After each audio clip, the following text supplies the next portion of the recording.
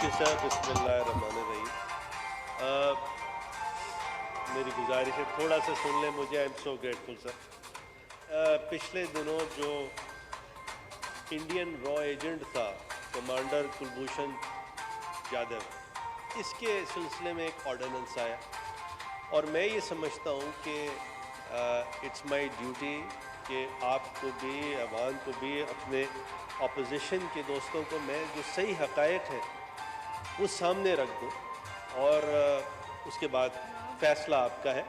लेकिन ये जब तक हक़ाइक़ आपके सामने सही नहीं आएंगे तो सही जो पैरामीटर्स है, कॉन्टेक्स्ट है इस ऑर्डिनेंस का कि ऑर्डिनेंस क्यों हुआ गवर्नमेंट उस वक्त की, और सर मैं कोई ब्लेम गेम नहीं कर रहा लेकिन फैक्चुअली ये है कि जब 3 मार्च 2016 को उसको अरेस्ट किया जाता है तो फेडरल गवर्नमेंट अपनी दानिस्त में उस वक्त फ़ैसला सही होगा, हम उस पर नहीं जा रहे हैं। बाद में वो फ़ैसला अगर ICJ ने अपनी दानिस्त में समझा कि वो दुरुस्त नहीं था वो बात दूसरी है। उस वक्त की फेडरल गवर्नमेंट ने ये फ़ैसला किया कि काउंसलर एक्सेस इस आदमी को नहीं देनी चाहिए क्योंकि ये स्पाई है, because he is guilty of espionage, और ये रीज़न था। अच्छा, ये वो वक्त था शायद अगर उस वक्त फेडरल गवर्नमेंट भाप जाती, लेकिन अगेन मैं ब्लेम गेम नहीं कर रहा क्योंकि no one has the crystal ball. ऐसा नहीं है कि सबको इल्हामी इल्म है कि उस वक्त अगर पाकिस्तान जो है एक रिजर्वेशन देता, ऑप्शनल प्रोटोकॉल से निकल जाता और ICJ का जुरिसडिक्शन बार्ड कर देता, लेकिन ऐसा नहीं हुआ। लेकिन उस वक्त की फेडरल गवर्नमेंट का ये फ़ैसला था और सही फ़ैसला था, मतलब वो एक डिस्क्रेशन उन्होंने अपना एक्सरसाइज किया। दूसरी डेट वो है 8 मई 2017। 8 मई 2017 वो डेट है जब इंडिया यानी हिंदुस्तान जो है वो ICJ में केस फाइल करता है। लेकिन जब इन्होंने नहीं भांपा, उन्होंने जब ये केस फाइल कर दिया that is the cut off date. उसके बाद हम जो रिजर्वेशन था ये भी मजबूर थे, जो गवर्नमेंट थी उस वक्त की, और पाकिस्तान जो है वो ICJ के जुरिसडिक्शन से बाहर नहीं आ सकता था। उस वक्त तो ये गवर्नमेंट नहीं थी। अच्छा, उसके बाद स्टे एप्लीकेशन उनकी चलती है, स्टे एप्लीकेशन में उनको स्टे मिलता है। उसके बाद मज़ीद टाइम आता है और फाइनल आर्ग्यूमेंट्स के वक्त, और फाइनल आर्ग्यूमेंट्स उस वक्त होते हैं जब तमाम सवाल जवाब हो चुके होते हैं। ICJ का प्रोसीजर सर ऐसा है कि इन एडवांस आपको साल भर पहले उसका सवाल जवाब, रीजॉइंडर, एफिडेविट, सारी चीज़ें फाइल करनी पड़ती हैं। तो उन प्लीडिंग्स पे जब केस आर्ग्यू होता है तो ICJ ये फैसला करती है कि नहीं, आपने इसको काउंसलर एक्सेस देनी थी, नंबर 1। सेकेंडली ICJ ये कहता है कि ठीक है, जो इंडिया का जो प्रेयर थी कि इस आदमी को छोड़ दिया जाए और एक्विट कर दिया जाए, तो वो प्रेयर तो हम ग्रांट नहीं करेंगे। लेकिन पाकिस्तान पर एक ऑब्लिगेशन डाली ICJ ने, और ये सर ये जजमेंट में लाया हूँ, और इसके लंबा चौड़ा जजमेंट है लेकिन दोस्त हमारे सारे बैठे हैं। अगर इसका पैराज 144, 145, 146, 147 और 148, यानी 144 से 148 तक अगर इसका थोड़ा सा मुताला करें तो उसके अंदर ICJ ने पाकिस्तान पर एक ऑब्लिगेशन राइज की, और वो ऑब्लिगेशन ये थी कि पाकिस्तान जो है वो इफ़ेक्टिव रिव्यू और रिकन्सिडरेशन के लिए कानून बनाए। ये पैरा 145 में इस जजमेंट पे ये लिखा है कि पाकिस्तान का जो ये ऑब्लिगेशन है for effective review and reconsideration, वो है obligation with regard to the result, यानी आप इफेक्टिव रिव्यू और रिकन्सिडरेशन करेंगे। ICJ के जजमेंट की लैंग्वेज थी, उस लैंग्वेज के ऐन मुताबिक ये ऑर्डिनेंस जो है फ्रेम किया गया, इसको पास किया गया या प्रोमलगेट किया गया। और बाय द वे NRO वो चीज़ होती है जैसे जनरल मुशर्रफ ने NRO निकाला था कि उन्होंने माफ़ कर दी थी, सज़ाएं माफ़ कर दी थी, जो पेंडिंग प्रोसीडिंग्स थी वो ख़त्म कर दी थी। यहाँ किसी किस्म की कोई सज़ा ना माफ़ की गई है, ना कोई पेंडिंग प्रोसीडिंग कोई ख़त्म की गई है। अच्छा सर, अगर ये आप नहीं करते, सपोजिंग जैसे एक्चुअली मेरा इतना एहतराम का इनसे रिश्ता है ख्वाजा आसिफ से, इनको पता है, انہوں نے ایک بات کی, صرف آپ نے فرمایا نا باہر سے ڈکٹیشن لے رہے ہیں. سر آئی سی جے نے جب فیصلہ ایک دے دیا اور آپ ایک رسپانسبل سٹیزن ہیں, اسٹیٹ ہے اس دنیا کے, آپ ایک رسپانسبل اسٹیٹ ہیں, اب آپ کے پاس دو راستے تھے اور دس از واٹ انڈیا وانٹیڈ کہ ہم اس کو نہ مانیں اور وہ یونائٹڈ نیشنز کی سیکیورٹی کونسل میں جا کے ہمارے خلاف ہر طرح کا ریزولوشن پاس کروا دیں, سینکشن لگوا دیں, اور یہ ان کی جو خواہش ہے کہ پاکستان ایک روک اسٹیٹ ہے, خدا نخواستہ پاکستان ایک رسپانسبل اسٹیٹ ہے. ہمیں آئی C J international court of justice کے فیصلوں کی ہر طرح سے تعظیم کرنی ہے ایز اے کمیٹی. اب سر ہوتا یہ ہے کہ اگر ہم یہ آرڈیننس نہیں لاتے تو یہ سیکیورٹی کونسل میں آرٹیکل 94 ہے یو این چارٹر کا, وہ آپ دیکھ لیں, ساتھ ساتھ آرٹیکل 60 ہے آئی سی جے اسٹیچوٹ کا, وہ ایک اپرچونٹی تھی انڈیا کی جانے کی, اور اس آرڈیننس کے کرنے کے بعد انڈیا کے وہ ہاتھ ہم نے کاٹ دیے وتھ فائنالٹی.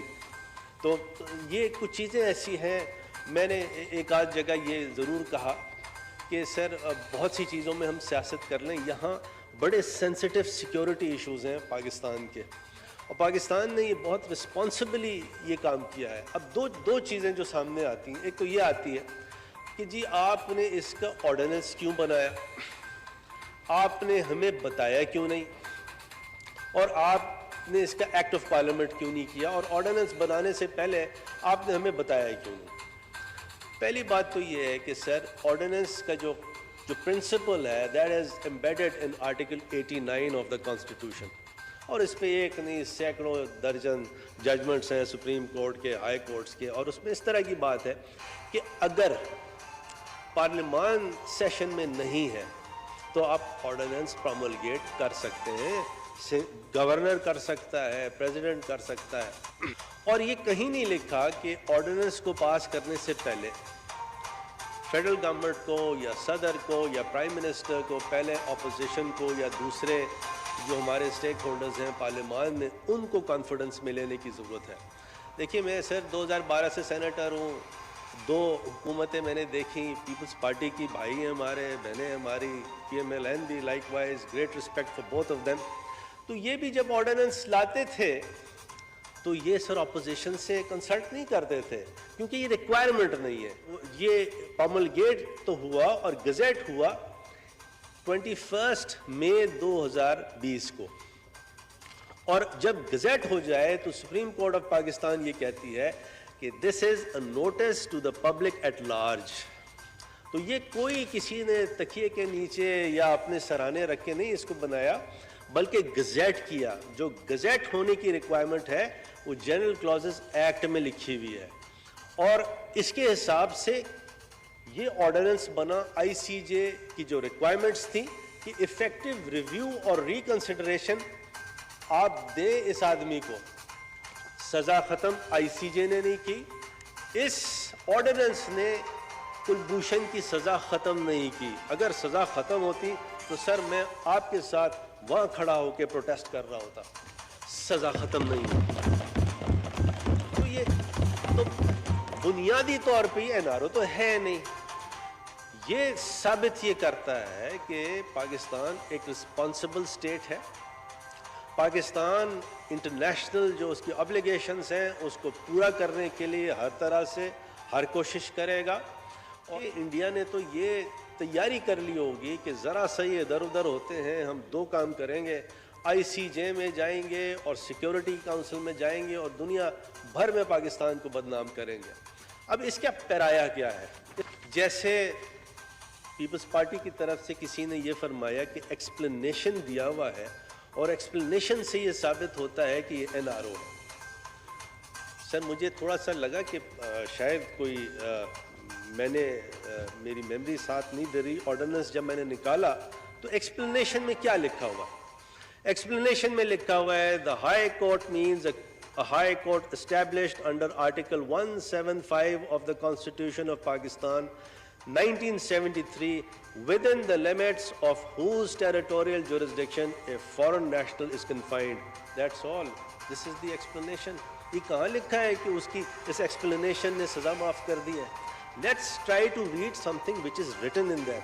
اگر کوئی انویزیبل انک سے کوئی چیز لکھی ہے, کوئی پڑھنا چاہتا ہے, تو کنسپیریسی تھیوری تو سر کچھ بھی ہو سکتی ہے. سر میں نے آپ کو کبھی نہیں کہا کہ آپ مودی کے یار ہیں, میں نے کبھی نہیں کہا, نہ آپ کو کہا نہ آپ کو کہا. میں آپ کے سامنے حقائق نہیں سر, میں آپ کے ساتھ, میرا فرض ہے خواجہ صاحب, میرا فرض ہے, میں آپ کو تو آپ سے تو اتنا میرا رسپیکٹ کا رشتہ ہے, میرا یہ فرض آپ سب سے, راجہ صاحب بیٹھے ہیں, راجہ صاحب سے پوچھیں کتنا ان سے پیار کا, رسپیکٹ کا میرا رشتہ ہے پیپلز پارٹی سے. یہ ہمارے دوست ہیں, ان کے ساتھ ضرور سیاست کریں, ہر طرح سے کریں. سر یہ وہ چیز نہیں ہے. میں اگر آپ سے صرف گزارش کر سکوں کہ this issue is so sensitive, اس کے ریپلز ہیں اور آپ سب کو اندازہ ہے, ہمیں اس ایشو کو جانے دینا چاہیے. اس آرڈیننس کا اسکوپ ہے سیکشن 3. سیکشن 3 کہتا ہے disposal of petitions for review and ریکنسیڈریشن. پہلی بات یہ ہے کہ اپیل نہیں ہے. Appeal is a different species all together. This is review and ریکنسیڈریشن, جیسا ہمیں ڈائریکٹ کیا آئی سی جے نے. اور آئی سی جے نے کیوں ڈائریکٹ کیا؟ کیونکہ اس سے پہلے 3-4 ججمنٹس ایسے ہیں, پیرا 144 میں لکھا ہے, ایک اوینا کا کیس ہے اور دوسرا کیس ہے یونائٹڈ اسٹیٹس والا. اس کی بیسس پہ جو آئی سی جے نے اپنا پرانا فیصلہ دیا تھا, وہ دوبارہ وہ فیصلہ کلبھوشن والے کیس میں بھی مروج کر دیا, وہ ری ایٹریٹ کیا. اور اس کے اندر جو سیکشن 3 جو پاکستان کا جو آرڈیننس ہے وہ جو بنا ہے, in deciding a petition filed under section 2, the court shall examine whether any prejudice has been caused to the foreign national in respect of his right of defense, right to evidence, and principles of fair trial due to denial of consular access according to the Vienna Convention on Consular Relations of 24th April 1963. That's all. کیونکہ ہمیں جو آئی C جے نے کہا ہے وہ یہ کہا ہے کہ آپ افیکٹو ریویو اینڈ ریکنسیڈریشن دیں, اور اس کا پرایہ یہ ہونا چاہیے. اور وہی چیز جو اس ججمنٹ میں ہماری رہنمائی کی آئی سی جے نے, ایز اے رسپانسبل اسٹیٹ ہم نے اس کا یہ لا بنایا. وہ سوال یہ ہے کہ جب آپ نے یہ آرڈیننس بنا دیا اور اس آرڈیننس میں لکھا ہے کہ یا تو کلبھوشن صاحب خود یا کوئی ان کی انڈین ایمبیسی, ان میں سے کوئی ریپرزینٹیٹیو کلبھوشن کا, وہ ریویو اور ریکنسیڈریشن کی پٹیشن فائل کر سکتا ہے اسلام آباد ہائی کورٹ میں. تو سوال جو جائز ہے وہ یہ ہے کہ جب انہوں نے یہ ریمیڈی اویل نہیں کی تو آپ کو کیا ضرورت تھی کہ آپ پٹیشن کرتے آرٹیکل 199 میں اسلام آباد ہائی کورٹ میں. سر اس کا جواب ہے 146 جو ہے آئی سی جے کا ججمنٹ, اس میں انہوں نے یہ کہا کہ جو بھی آپ افیکٹو ریویو اور ریکنسیڈریشن کے لیے لا بنائیں گے, ایک تو وہ افیکٹو ہونا چاہیے اور دوسرا رزلٹ اورینٹڈ ہونا چاہیے. آبلیگیشن آف رزلٹ جو ہے پاکستان کو اب وہ کمپلائی کرنی ہے. اس پہ ڈسکشن ہوا, کچھ اٹارنی جنرل آفس نے کچھ انٹرنیشنل لائرز سے بھی اوپینین لی, اور اس میں اوپینین ڈیوائیڈڈ تھی. ایک اوپینین تو یہ تھی کہ آپ نے جو یہ آرڈیننس بنایا ہے, this is sufficient compliance of the I C J judgment. This was one opinion. جو دوسری اوپینین اٹارنی جنرل آفس کو ملی وہ یہ ملی کہ یہاں کیونکہ الفاظ آبلیگیشن آف رزلٹ لکھے ہوئے ہیں ان پیرا 146, تو آپ کو کوئی ایسا میکینزم کرنا پڑے گا کہ عدالت تک وہ ریویو اور ریکنسیڈریشن آپ پہنچائیں کسی. اس کا طریقہ یہی تھا. آرٹیکل 199 میں پٹیشن ہے, اور وہ پٹیشن فائل کرنے سے نہ تو ہم یہ کہہ رہے ہیں کہ اس کی سزا معاف کرے کوئی, نہ ہم یہ کہہ رہے ہیں کہ وہ ملٹری کورٹ کا ججمنٹ سیٹ اسائڈ کیا جائے. ہم یہ کہہ رہے ہیں کہ دیکھیے یہ شخص ہے, آئی سی جے کا ججمنٹ یہ ہے, اس کے پاس یہ اپرچونٹی تھی, he has not filed a petition under this ordinance. ہم عدالت کے سامنے رکھتے ہیں. عدالت جو ہے سیکشن 3 کے پیرائے میں جو کہ آئی سی جے کا فیصلہ ہے, اس کے حساب سے یہ فیصلہ کر لیں, because we are a responsible state. وہ یہ فیصلہ کر لیں کہ کیا اس کو, کیونکہ کاؤنسلر ایکسیس نہیں دی گئی اس وقت, کب 2016 میں, تو اگر کاؤنسلر ایکسیس نہیں دی گئی سر اگر یہ مجھے کمپلیٹ کر رہے تھے, یہ بڑا امپورٹنٹ ہے. پلیز تشریف رکھیں, پلیز تشریف رکھیں, ڈائیورٹ نہیں کریں, تشریف رکھیں, ڈائیورٹ نہیں کریں پلیز. جی please. So this is a matter of national interest. My request to you sir, please اگر آپ داوڑ صاحب پلیز مجھے بولنے دیں. Thank you sir. Sir section 3 کے حساب سے وہ جو obligation of result ہے پیرا 146 کا, وہ ہم نے کمپلائی کر دیا بائی فائلنگ دس پٹیشن. تو میری گزارش یہ ہے کہ سر نہ اس میں کوئی این آر او ہے, نہ کوئی اپیل ہے, اور پھر اس میں جیسے کسی نے ٹاک شوز ہیں, ہمارے بڑے محترم ساتھی ایک ہیں, نام نہیں لوں گا, انہوں نے یہ فرمایا کہ یہ پرسن اسپیسیفک ہے.